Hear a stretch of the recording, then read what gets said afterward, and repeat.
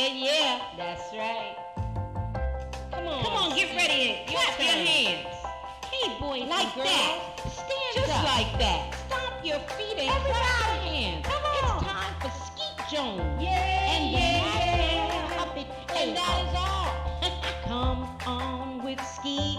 We can be free. A place to learn, a place to grow. You can just let go. Let's have a ball. And that is all. I just want you to come and go with Skeet to a place of peace where everybody can turn their dreams into reality. There's no better place to be than with Skeet Jones, yeah. Come on, let's do it. Oh, Skeet, you are just a wonderful, wonderful, wonderful person. And that's why I love hanging with you. So come on, everybody. We hanging with Skeet Jones, Positive Nation TV. Come on. Hey, boys and girls, thank you for tuning in. I'm Skeet Jones, and this is the Magical Puppet Playhouse on Positive Nation TV. Hello, boys and girls. Welcome to the Magical Puppet Playhouse. I'm Skeet Jones, and I have a really big surprise for you. It's my pleasure to introduce my good friend. That's right, she's on the Magical Puppet Playhouse. She's on Positive Nation TV, and she's here now with Skeet Jones. What's up, CZ? How you doing, CZ? Hi, Skeet. Thank you for having me. I'm doing well, and I'm so happy and honored to be on your show. Oh, you're welcome, CC. I'm so excited, not just about the report, but I'm excited to have you on my show. I just love you. You just make me laugh. I just love talking to CC. Thank you.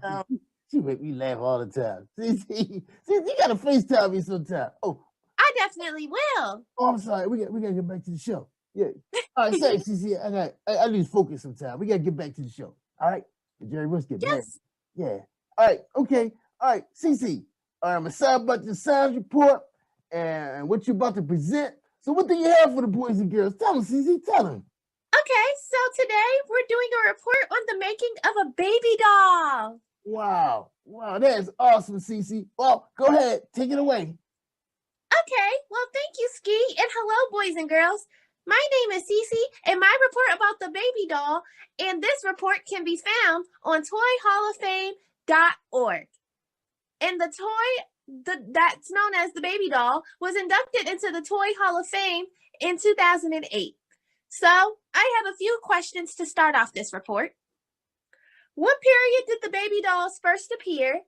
What were earlier dolls made from? And what period did the baby doll first appear? Well, before the first baby doll appeared in the mid-1800s, girls were limited to companion-style dolls or elaborate fashion dolls, neither suited for cradling or cuddling. Unlike companion dolls with which children play tea party and dress up, baby dolls have a specific function in imaginative play. Children primarily treat baby dolls as they would infants. They are toted around in strollers, fed from high chairs, and even rocked to sleep just like newborns. Since the mid-19th century, doll manufacturers have worked very hard to produce dolls that look and act like infants. In 1922, doll designers even reached a new level of realism with the Bilo baby, which is a doll that is supposed to look like a 3-day-old newborn. Wow. The 1930s saw the proliferation of drinking wet dolls such as Betsy Wetsy and Tidy dolls. Nowadays, baby dolls come with so many functions that allow them to do things such as eat, crawl, play peekaboo, and even respond to a child's voice. Well, every baby doll, from the simplest version to even the most technologically advanced, serves a very special function in cultivating, nurturing, and parental roles in children, all while promoting open-ended active play. So, what were earlier dolls made from, you ask? Early dolls would have been made from materials such as cloth, clay, wood, and even leather. Dolls made of corn husk were used in harvest celebrations, and dolls were used in fertility practices and to teach children traditions. Nowadays, most homes with children will have dolls in some form, whether they're soft, cuddly rag dolls, realistic baby dolls, fashion dolls, or even superheroes. Well, thank you, boys and girls. That's the end of my report about the baby dolls. Oh, wow, Cece, that was great. Wow, you did a wonderful job on that report about the baby doll. Thank you for joining us on the Magical Puppet Playhouse. Thank you, Cece. Thank you, Skeet. I'm honored to be on the show. Bye, everyone. Yeah, we hope to have you back. All right, thank you, boys and girls, for joining us, and we see you next week. I'm Skeet Jones on the Magical Puppet Playhouse. So stay tuned for some storytelling, and we're going to have some rocking songs for you, too, to dance on, right, CZ? Yeah, you get to dance, y'all. All right, bye-bye, boys and girls. Bye-bye. See ya. See ya. All right, cut. Cut. I said cut. Cut. Come on, Skeet, stop. Cut. I hear Mimi barking. Mimi barking on my show. I know.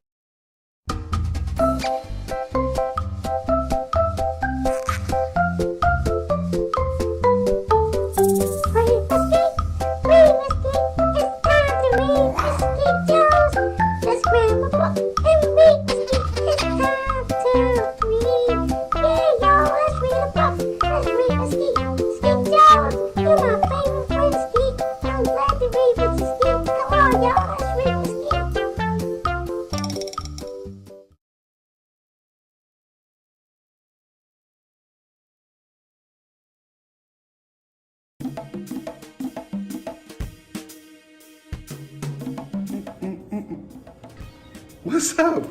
How you doing? I hope you're having a great day. First of all, I want to send some positive energy your way.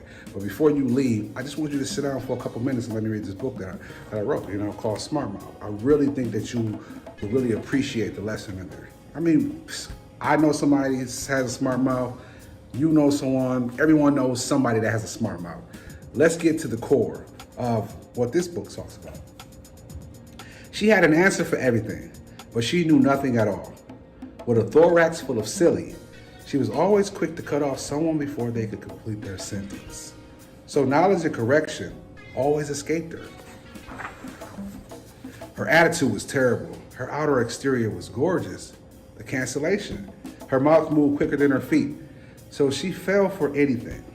The falling of a nation. She had a boyfriend and a girlfriend, one to talk slick to and the other to gossip to. It was very seldom that she actually had a conversation with herself. She just loved the sound of her own voice. She even worshiped the ground that she stood on. One day she went by her grandmother's house, and as I stood face to face, her mouth interrupted her ears. So grandma's words had fallen short. Too knowledgeable to be educated, too opinionated to be corrected. What a waste. The smart mouth kept cruising through life with little regard. It was one early Friday morning that changed the world of Smart Mouth. Coming out of her home, she saw the ambulance across the street. Ooh, lights, crowds, and panic surrounded the home that she recognized very well. It was her grandmother's house. Smart Mouth began to panic. This was an emotion that she was not used to feeling. She floated across the street in a cloud of worry. No one spoke to Smart Mouth. Her presence made others uncomfortable. Her reputation had preceded her. And in this sad moment, she realized how much her smart mouth had worked against her. Her grandmother had passed away. No one gave emotional support to Smart Mouth. She had given others such a hard time, and the damage had already been done. The dark cloud that had followed her all her life had finally shown itself. Always arguing and in conflict, in loneliness is where she evaluated her ignorance. Reminiscing on the last time she had seen her grandmother, sadly, she could not even remember her grandmother's words. This was because her mouth interrupted. In her desert place, she tossed around in a bed full of sorrow. Teary-eyed and frustrated, she fell into a deep sleep, and she heard a voice. "Come to me, all who are weary and burdened, and I will give you rest. Take my yoke upon you and learn from me, for I am gentle and humble in heart, and you will find rest for your souls. For my yoke is easy and my burden is light." Smart Mouth questioned, "Who are you? I'm quite sure that you don't like me, just like everybody else I encounter." But the voice assured her that it was the voice of Jesus, and he sure loved her. Smart Mouth felt peace as she rested in the presence of the Lord. She had a vision of herself using her mouth to build individuals up instead of tearing them down. She woke up feeling as though she knew what her calling was in life. She would use her mouth to reform the world around her. She began to read her Bible daily. She also went back to school and received her law degree. Smart Mouth was on a mission to be a positive force in her community. She named her law firm Smart Mouth Associates. She used her smart mouth to make others aware, wiser, and confident. She won 10 cases in her first year. Knowing that she was making a difference had brought her purpose in life. She was invited to speak at schools, churches, and even the White House. Smart Mouth told her story everywhere she went. It didn't take long for her to accumulate a huge fan base. She had changed the meaning of the word smart mouth. Proud of the new path that she had chosen in life, Smart Mouth finally made peace with the memory of her grandmother. She went to visit her grave and did not say one word while sitting next to the headstone. She heard a voice in the wind say, "I knew you could do it. God gave you the smart mouth for a reason, and now you are using it wisely. I am proud and love you." Smart Mouth cried tears of joy, finally realized that she could learn more from people if she just sat and listened while they were speaking. She had become a successful lawyer, and now she decided to move into politics. She began to infiltrate Congress and make a change. People loved her, and eventually she decided to run for office. Smart Mouth got many powerful people to back her campaign, and she was overwhelmed to find that she had been nominated for president. That November, she won the presidential race, making her the first female president in United States history. No matter what race, creed, or economic class you stand in, you can always use your mouth to bring positive change in the world. I wrote this book to inspire the next world leaders, community activists, and more. Use your mouth to speak the truth. Use your mouth to make others better.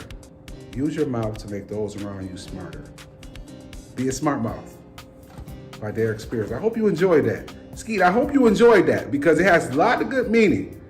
And that's what we're here on earth to do, to inspire others to be better people.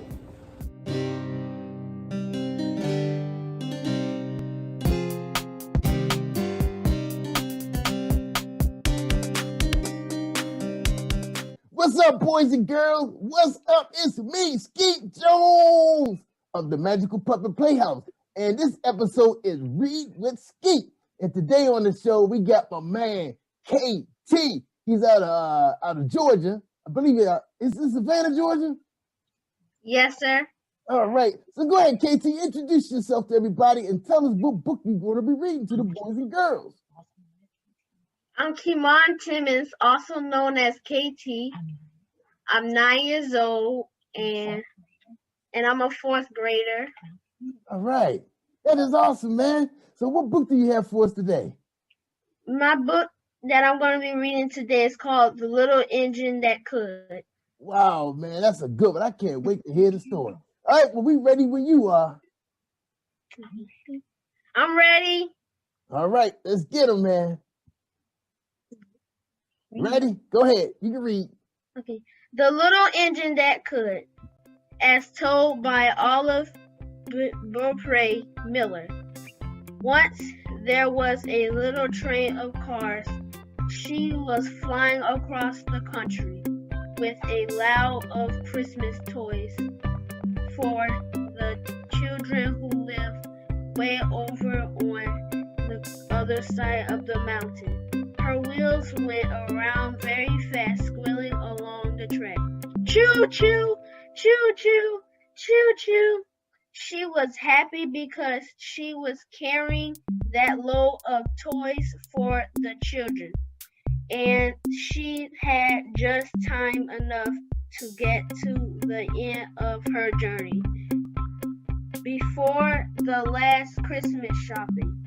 But all of a sudden, bang! Right at the foot of the mountain, the little engine broke down. Chug, chug, squeak! The wheels slid along the track and then stood perfectly still. She couldn't go an inch farther. And how in the world could she ever get across the mountains now in time for the children's Christmas? Rag dolls, paper dolls, china dolls, little toy wagons and carts, doll houses and Noah's Arks, tops and bats and balls. Were they all to stay there useless and the children on the other side to go without them? For Christmas, the little train felt very sad as they stood there hoping for help. She suddenly toot, toot, toot. Along came a great strong engine, all finely cleaned up and shining with his number plate scored and bright. He had just finished his working of pulling a fine long passenger train with sleeping cars and dining cars. That was something to do. He was puffing and blowing with pride. "Oh, big engine," cried the train while her cars all joined in the chorus. "Will you please take us over the mountain? Our engine has broken down, and we're loaded with Christmas toys for the children on the other side. Will you help us? Help us! Help us!" But the great big passenger engine blew off steam with a shriek. He puffed himself up with pride. He made himself look very huge. "It's not my business," he roared, "to pull such a little nobody.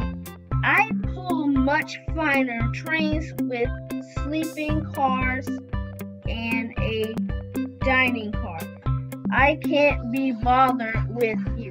Puff, puff, ding dong, woohoo! And he switched himself round on a side track, past the poor little train of cars, and soon left her helpless far behind. Well, the little train of cars felt sad, but he should never left off hoping that someone would come to help her. Pretty soon, toot toot, along came a great strong freight engine. He had just pulled a freight train over the top of the mountain and was on his way back to the roundhouse to take a little rest. But the train was called to his engine to wow. Her cars all joined and in his chorus. "Oh, big engine, please will you take us over the mountain? Our engine has broken down and we're loaded with Christmas toys for the children. On the other side, will you help us? Help us, help us, help us!" But the big freight engine snorted. He snorted and puffed and puffed. He sent up out of the smokestack a shower of angry sparks. "I've done enough work for today." "Yes, sir," he hissed. "I'm off for a little rest." "I've done enough," said "Done enough. I've done enough and enough." And he switched himself round on the sidetrack past the poor little train of cars and soon left her helpless far behind. Well, the little train of cars now felt very, very, very sad. but she never left off hoping that someone would come to help her. Pretty soon, dragging along, there came slowly up the track a rusty, dusty, dangling engine, just about the size. The engine that had been pulling the train, this rusty, dusty, dangling engine, was sighing and moaning and grunting. He was rumbling and grumbling and groaning. But the little train called out while her cars all joined in the chorus. Oh, engine, engine, please will you take us over the mountain again? Our engine has broken down and we're loaded with Christmas toys for the children on the other side. Will you help us? Help us! Help us! Then the rusty, dusty, dangling engine groaned and grunted and grumbled. I never could pull you. I couldn't have it. Couldn't have the strength. No, no, I never could. I never could. I never could, and I never could, and I shouldn't have. And he dragged himself to ground on the sidetrack past the poor little train of cars, and soon left her helpless far behind. Well, the little train of cars now felt very, very, very sad, yet still she never stopped hoping that someone would come to help her. So after a long, long, long time, along came a little small engine. So very small it seemed useless to ask her for help. Yet she had one bright, lovely eye shining out in her head, and she was humming and hurrying, whistling and ringing. Her bell is the very way, so the little train cried out while her cars and all joined the chorus. Little engine, please, could you take us over the mountain? Our engine has broken down and we're loaded with Christmas toys for the children on the other side. Can you help us? Help us! Help us! Now the little small engine had never been far away from the freight yard. She had spent all of her days in switching, but think of all those children without their Christmas toys. She couldn't let the train stand still, and the children had no toys for Christmas. So she started to chug up steam, and she answered. Then she came straight up to the train, cut hold, started pull. She tugged and she tugged and pulled. And pretty soon, ding dong, puff puff, chug chug, the train of cars began to move slowly. The train began to move, and the little small engine kept rolling and rolling, tugging and tanging and pulling. And as she tugged, she kept puffing slowly, very slowly. I think I can. steadily she gained speed and now she puffs out faster. I think I can. But and by. She ran steadily, smoothly up the track, and then she puffed very fast. I think I can. At least, at last. And at last, she reached the top of the mountain. She stood on top of the world. She climbed that big, long slope. She done it. Hooray! And there, way down below, lay the city where the children lived to whom she was buried. The toys she gave on puff of joy.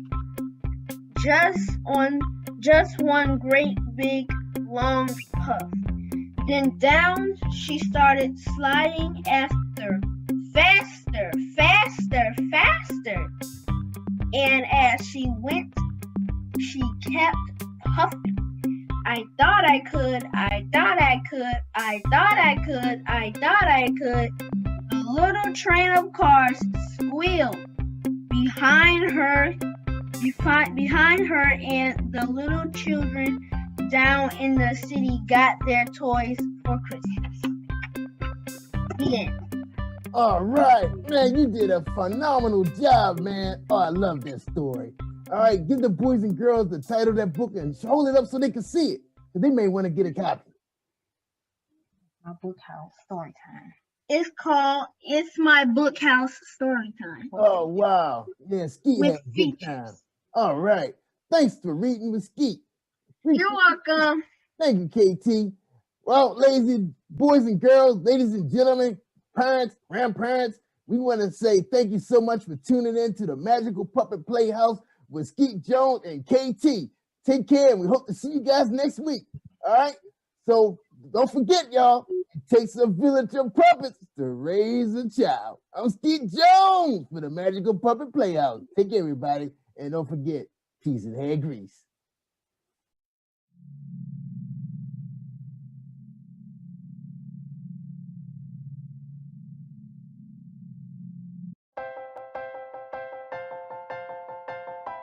And yeah, that's right.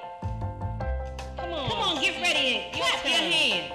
Hey, boys, like that. Stand just up. Like that. Stomp your feet and clap your hands. Come on. It's time for Skeet Jones. And that is all. Come on with Skeet, we can be free. A place to learn, a place to grow. You can just let go. Let's have a ball. And that is all. I just want you to come and go with Skeet to a place of peace.